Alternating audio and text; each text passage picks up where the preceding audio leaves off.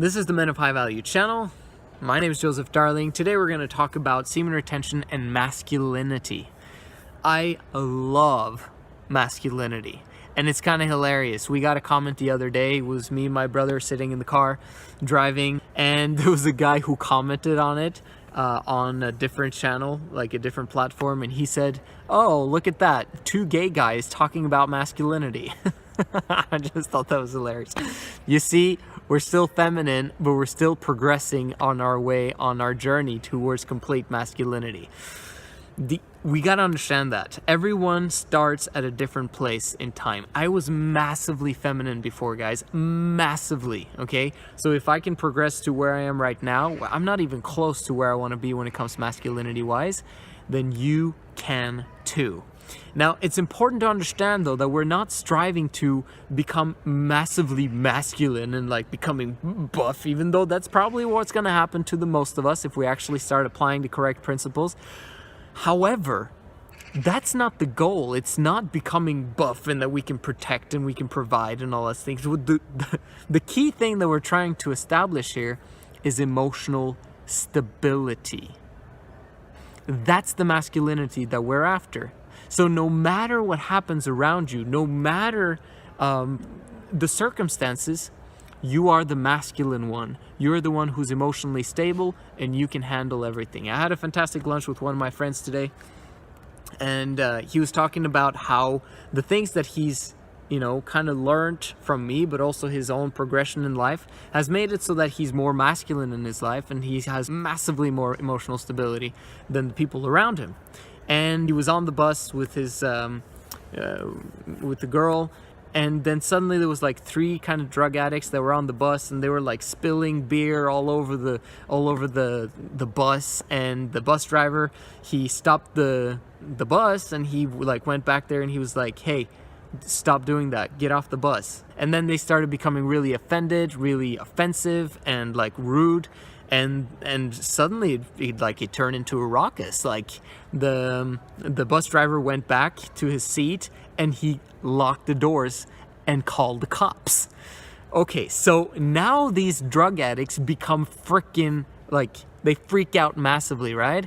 And so they end up there's a girl drug addict, and they were weaklings, but they were beginning to attack this bus driver in the front. So there was people now coming up to help the bus driver and to separate what was going on. This is what happened to my friend. He's sitting in the back, and people are now beginning to move back into the bus, right? They don't want to even be close to the fight that's going on in the front. And so my friend, he's sitting there, and he's like, "So how are you guys doing?" "Yeah, it's nice that we can gather here back in the bus." So he basically was the emotional stable one. He wasn't he didn't allow the craziness that was happening in the front of the bus to disturb his emotions. Even though he was still "Oh my gosh, what's going on?" he still managed to keep his emotional cool a lot better than everyone else that was on that bus. Now, that helped the situation massively because people felt comfortable in his presence. And they felt comfortable that, "Oh, okay, well, if I sit close to this guy, then I think I'm going to be okay." That's the kind of leader we should be aspiring towards becoming. That's the kind of capabilities, the power that we want to have the ability to do. You want to go towards masculinity in everything that you do.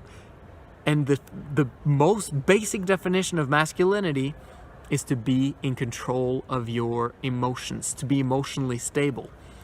Not only that, but being masculine also means taking upon oneself responsibility and commitment, and then following through on those commitments.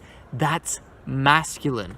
So let's say, for example, when you are having sex outside of a committed long-term relationship, guess what? You're not taking upon yourself responsibility. What you're doing is that, hey, you're giving the responsibility over to the woman. Is well, she wanted to have sex, so it was consensual, so then it's okay. Not so, okay? You're actually having sex with this girl, and you know what's going on? You are giving away your responsibilities. When you have sex with a girl, in many, many different aspects, you are actually, in some sense, marrying this girl. And if you are not committed to this girl, then you end up being feminine. Okay, you understand that? Guys who sleep around don't take upon themselves the responsibilities of the long-term emotions of those girls. Okay, so masculinity would be before I actually have sex with this girl and massively emotionally involve her in my life, I'm going to take upon myself the responsibility of leading her towards an amazing future. That's what it's about, guys. It's about taking upon oneself responsibility and then following through on that commitment that you've made. Okay, so how does this all relate to semen retention? Semen retention allows you to not be needy. Semen retention allows you to not need women as much as you do now. Okay? Semen retention allows you to have a normal sperm production and not 10 times the amounts of reproductive cycles as women do. Women have one reproductive cycle per month. I made a video called Men's Reproductive Cycles like maybe a couple of weeks ago. And it's pretty good, actually. Go back and watch it. But I spoke about how men, if they ejaculate 10 times a month, you know, every 3 days or whatever, that means that they're massively motivated, and then their motivation collapses the moment that they ejaculate. They're not hungry anymore. They're not desirous anymore. They're emotionally unstable. Just the same as women, except that women have way more intense emotions, but in some ways it's exactly the same. Okay? Don't let go of your sperm. And as you retain it, you're actually becoming more stable. And you want to have a reproductive cycle that's like maybe once a year. That would be fantastic. Or once every 6 months. Or once every whatever. Alright? You understand the point?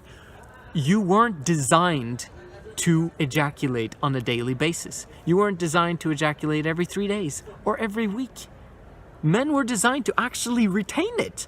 Even though, you know, some people say that it's actually unhealthy and stuff like that. That's insane, okay? It is not, like, I'm healthiest when I don't masturbate or when I don't ejaculate for a long period of time.